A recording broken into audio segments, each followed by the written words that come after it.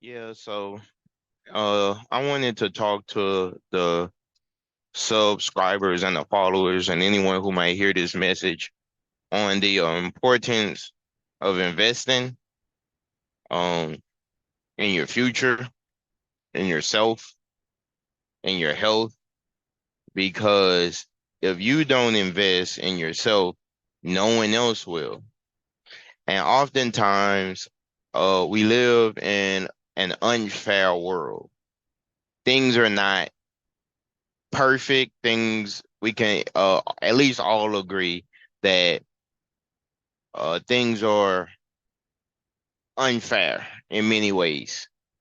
And I'm one of those people. When I was a little bit younger, I used to get caught up on how things should be and not focus on how they are. And I think you need a balance of different mindsets in society. You do need people focused on how things should be, because those are the visionaries that's going to at least fight to make the world a better place. We do need people focused on how things are, because those are the people that are going to focus on survival in the moment. And if we're not focused on survival, we can't even get to the point of having a conversation of how things should be, right? Okay. For context, I'm 29 years old. Um, I am currently making after taxes $70,000 a year. I I'm a truck driver. I have a commercial driver's license. I work 70-hour weeks, and I have been to four countries, one territory. I am an American, both parents. I have no immigrants in my family. My family church was built in 1862. Uh, to give some further context, the country of Germany was founded in the 1860s or established. So I've been in the United States a long time, and or my family, my bloodline. And so I've been to about 48, 46 uh states in the continental US. I have not been to a few of the states on the farthest northeast, and as well as Alaska and Hawaii. So when I speak about America or the United States, I'm speaking from uh the mindset of a person who has explored the continental US and someone who has been living here for the past 30 years, and as an adult for the past 11 years. Well, it's important for you to invest in yourself. And investing is a word that has many different meanings, and it can mean different things for different people. For some people, investing can mean collecting. For some people, it could be taking a portion of your salary and putting it into real estate vehicles, or investing in the S&P 500, or investing could simply mean taking some personal time for yourself to get a clear head, and all of those people would be correct. So when we speak, sometimes we use words, and it can lead to disagreements because uh in the English language, words can have different meanings depending on how it's used and who's using it. If we were to ask someone, what does love mean? If we were to ask 100 people, we will probably get 100 different answers of what love means. The same with investing. So for the purpose of this dialogue, I am going to give my definition of investing. Investing means to intentionally take a part of your resources and putting it into and in a vehicle that could be used to grow it. But I will also say that investing could mean the intentional practice of putting time and energy aside for a later date. So the three things that I'm investing in right now is my health, my finances, as well as my education. So I want to talk about how I started my journey of investing. So when I was 25 years old, by this time I had graduated college. I had my son, and I was working. I was fresh out of college, about 3 years out of college. I graduated college at the age of 21, turning 22 years old. And so at this time, uh, I had graduated college, university, and I was working different jobs, and I just felt like I wasn't really getting ahead. And I ended up getting licensed in life insurance with a company, and I then met uh professionals who were licensed in investing, and by profession were financial advisors. uh and in order to invest money for other people, you need to have passed certain uh, federal and state exams in order to invest money for other people. But you can invest money for yourself, but it is not, I don't believe it's legal for people to invest large sums of money for other people. I think that you need a license for that. Similarly to, let's say you're in real estate, you can sell your house if you own it without a license. But if you start the process of selling houses in communities or uh in different areas for other people, then you need a license for that. Okay. Well, most people, believe it or not, are not investing in the stock market. They're not invested in real estate. They're not invested in their health and or education. Why is that? Well, because most people are not taught to think for the future. I would argue that most adults in the United States actually probably function on the level of probably someone who is 18 years old.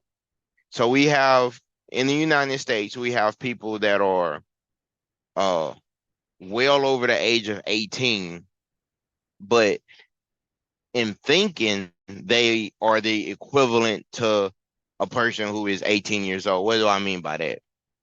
Just like most 18-year-olds don't have large sums of money, most 18-year-olds don't have resources to really go out into the world and survive. It's people that's well over the age of 18, and they find themselves in the same position as someone who is just starting their work career, because for whatever reason they were either never taught about finances, about saving, about investing, about money, and how to use money as a tool for their empowerment. The educational system does not equip most Americans for the journey ahead of them. And as a result, we have millions of Americans that are either below or right at the poverty line. Now, America, the United States of America, is a great country. We have a lot of amazing cultures within the United States of America.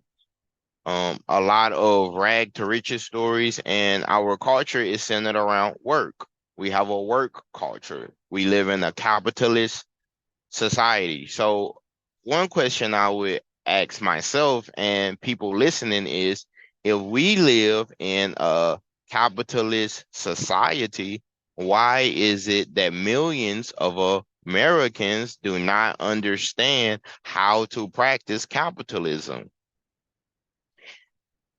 If we live in a capitalist society, why is it millions of Americans find themselves without capital? If we live in a capitalist society, why are so many Americans suffering, and most Americans have less than $1,000 in their bank account in savings? This is information printed by Forbes and other finance related blogs and infomercials. So you could Google that if you think that I'm lying, and say how many Americans, blase blase. And what I find interesting about that is that that's not race specific. It's not like, oh, this is just what this race is doing or that race is doing. That's the totality of all people who consider themselves Americans have less than $1,000 in savings. So, as previously stated, I think that most adult Americans are adulting by age, but not by finances, right? They're not really adults when it comes to money. That most Americans are poor. And we're going to discuss why that is. Now, I'm not saying that as someone who is an anti-capitalist, because I'm not. I'm not having this dialogue to denigrate Americans or the United States as a corporation or a country. I'm simply a guy on the internet talking about finances and my journey into financial literacy. So when I was 25, I got licensed in life insurance and I started selling life insurance.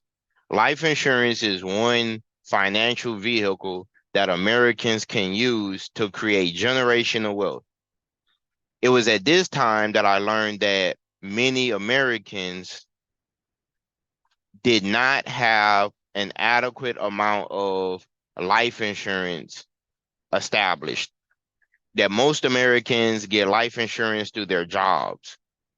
I would go about trying to sell insurance, and most people would tell me things like, "Oh, I have insurance through my job. I have a $30,000 policy. I have a $50,000 policy with my job," and they will refuse to get the life insurance. So I would sit down with them. I would do my presentation. I would challenge them to look at the life insurance as a financial vehicle, and I would ask them, if you are the breadwinner of your family and you were to die today, how much money would the people that you love the most be able to live off of your $30,000 or $50,000 life insurance policy?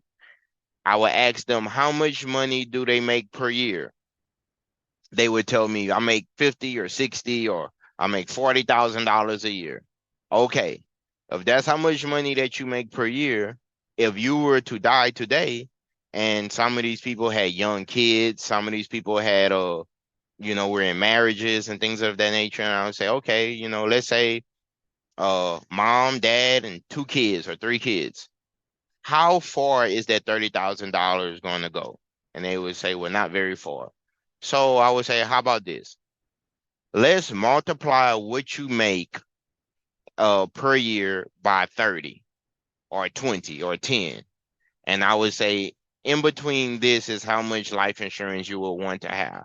So let's say you want your family to be able to survive 15 years. You would take the amount that the person make per year and multiply that times 15. Whatever number you get is the amount of coverage we will want to get the person contracted for. It seems simple enough, but most people don't like the idea of them dying. And I would always tell them, well, I haven't met a person who's going to live forever. If we're going to avoid conversations about what happens when you die to the for as financially for your family, are we really thinking like adults, or we're once again we're thinking like an 18-year-old who think that they're going to stay young forever? So there's one vehicle. The second vehicle that I learned about in life insurance was um investing in the stock market, mutual funds, and S&P 500 and the stock market, those type of financial vehicles, and everything that's in between, the stock options, the and everything. I mean, is so many different variations of conversation and many different vehicles that have been created in the last 100 years and 50 years, to where it's endless. So we're going to talk about the stock market. Okay. Most Americans have the opportunity to buy shares of ownership of major corporations that basically rule the world. And many Americans do not do this. Many Americans do not even know how to open up a brokerage account in order to begin investing in the stock market. So what happens? They spend 10, 20, 30, 40, 50 years in the workforce, and no money is invested in the stock market. So what is the result of that? Well, the result of that is not only are they underinsured in life insurance, but by the time they reach old age, if they're blessed to reach it, they're in poverty. What happens when they're unable to work? So we would cover insurance. We'll want to get you a type of insurance where if you were ever in a long-term care facility, you would be able to have that. We'll want you to invest in the mutual fund account or some type of financial vehicle that you can access the money in 10, 20, 30, 40 years that you can live off of in retirement. We would encourage them to create a retirement account, an account for an individual retirement account, whether traditional or Roth or any one of the variations, where they could we would encourage them to put $6,000 into their retirement account every year, and they can access that when they're 59 and a half. This is the basic information that most life insurance and investment professionals advise, and some variation is what they're going to give their clients. Most Americans are still not going to do it. Now, why is this? This is because of a lack of trust.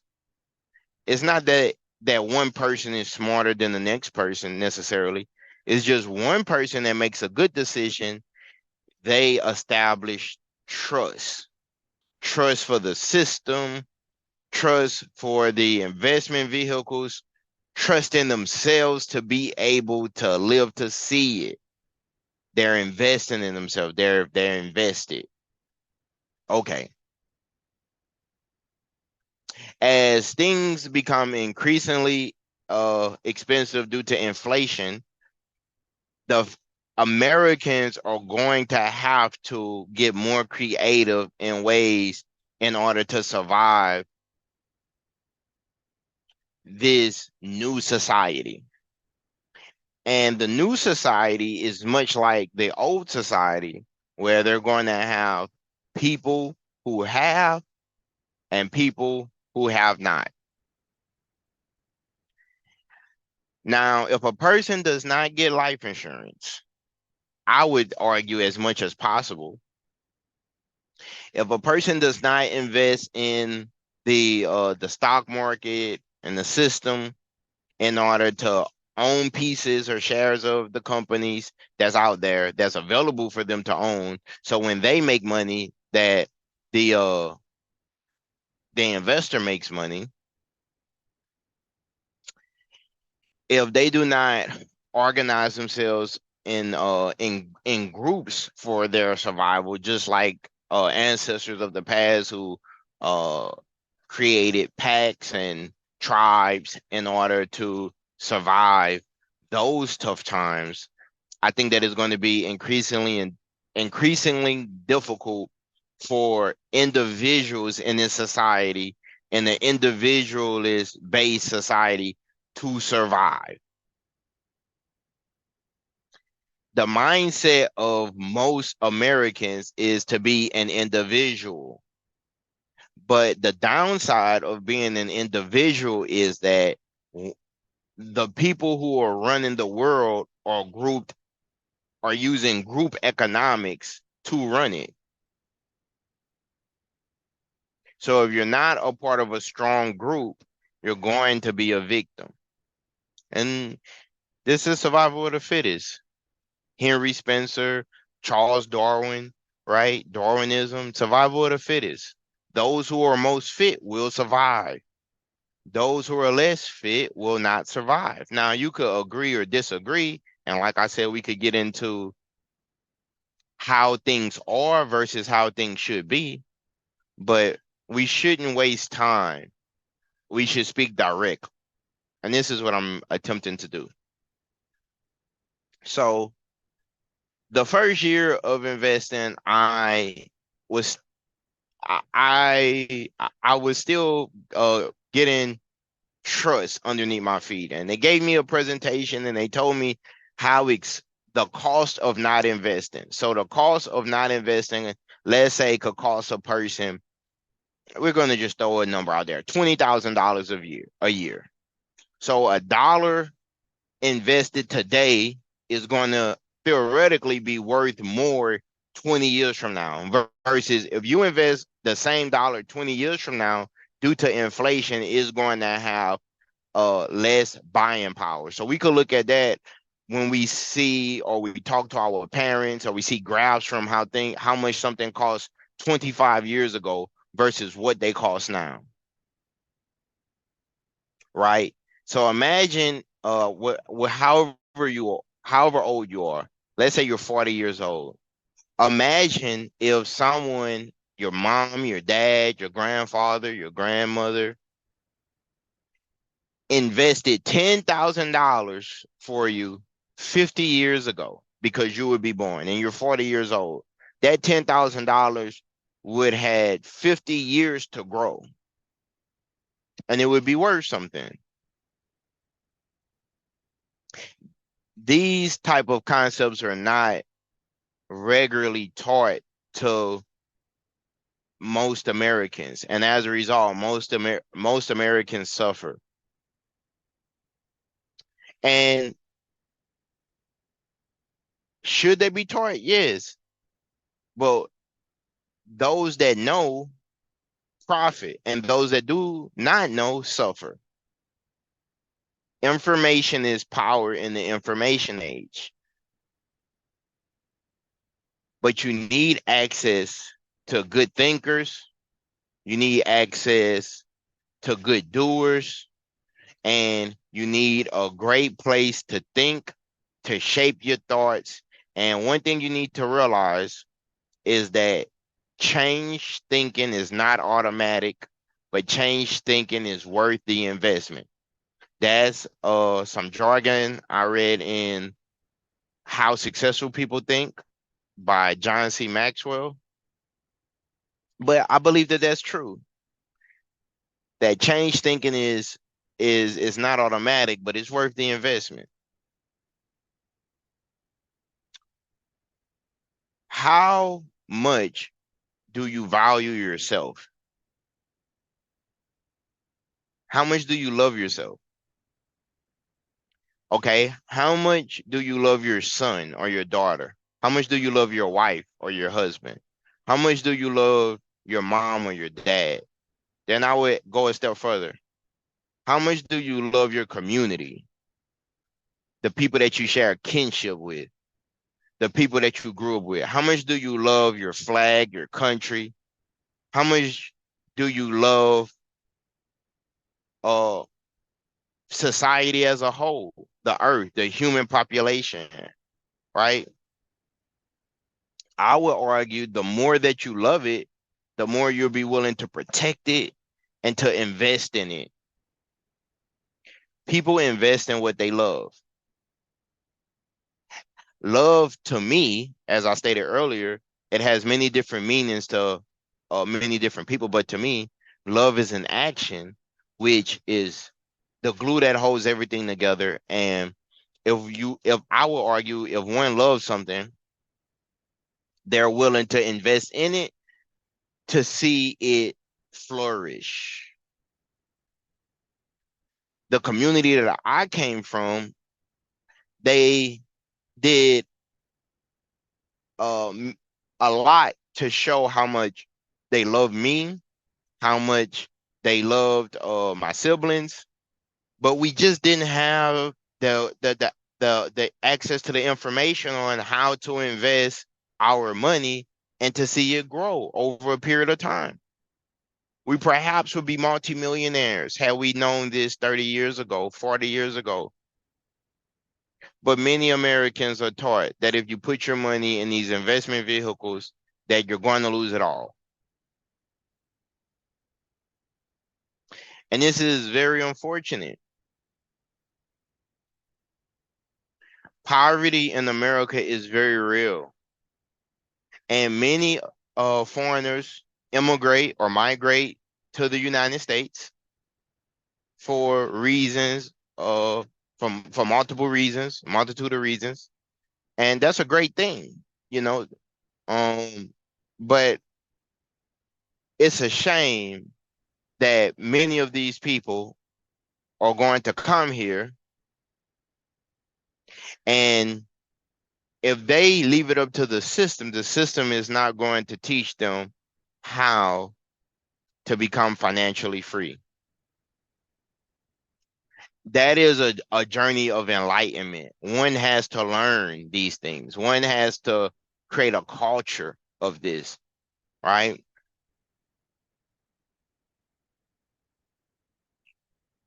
Well, there's a term called financial independence, retire early. And what this means is that is you have to calculate how much money you would need to retire early. First, to reach financial independence, and then to retire early. And what's that number? Is it 1 million, 2 million for you? Is it 500,000, 700,000? How much money would you need in order not to get up and go to work in the morning? How much money would you need to reclaim your time and spend with your family? How much money would you need not to miss your son's or your daughter's soccer game or basketball game or football game? How much time would you need to be happy to wake up in the morning and your mortgage is paid off, your insurance is paid off for the next year? That you guess what? You could take that family vacation or you could go camping. You could actually enjoy being human. How much money is enough money is what I'm asking. Most Americans don't know. And I'm focusing on America because this is the country that I'm from. How much money is enough money? And that number is going to vary from person to person. But if you don't know how much money you need, how will you know when you reached it? You won't know because you don't know. You don't know that you don't know, right? You don't know what you don't know. And as the new school kids say, if you know, you know. Right? So I would encourage everyone to begin investing in themselves. And I'm not going to tell you what to invest in or how to invest because that's not the purpose of this video. The purpose of this video is just to perhaps drop some jewels somewhere in this dialogue that'll inspire someone to think. Because information is power. And I remember when I didn't have any information on investing. And I remember I was looking for a way to advance my life, but I did not have the necessary vocabulary or the right questions to ask. I did not know to ask how much money is enough money? How much money do I want to make per year? How much money will I need to retire? Whom do I love most? Whom am I willing to sacrifice the most for? How much do I love myself? How much do I value my time? I think if an 18-year-old person is entering the workforce or a 25-year-old person is entering the workforce and they're already thinking like this, then they're on the right path. That youth is more than alcohol, drugs, sex. Life is more than that. Life is more than vanity and how much money you have. I'm simply talking about using money as a tool and as a shield to protect yourself from hardships, to protect yourself from the availability that life will occur. And as an insurance agent, before I got into trucking, I would talk to many people and I sold many policies.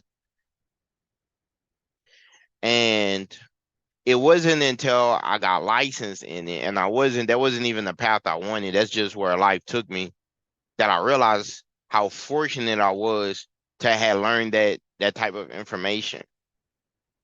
If I were to die today, which I don't want to die today, my family members will have a head start and they'll be safe. And I'm also investing and using my investment vehicles so that I can have money short term and long term. And one day I'm going to reach financial independence and I'm going to retire early. Now I'm 29 years old. So let's say 15 years from now, I retire at 45 or in my mid 40s. Let's say I've completely got out of debt and I've invested in my financial vehicles $45,000 a year, $50,000. I'm talking about aggressive.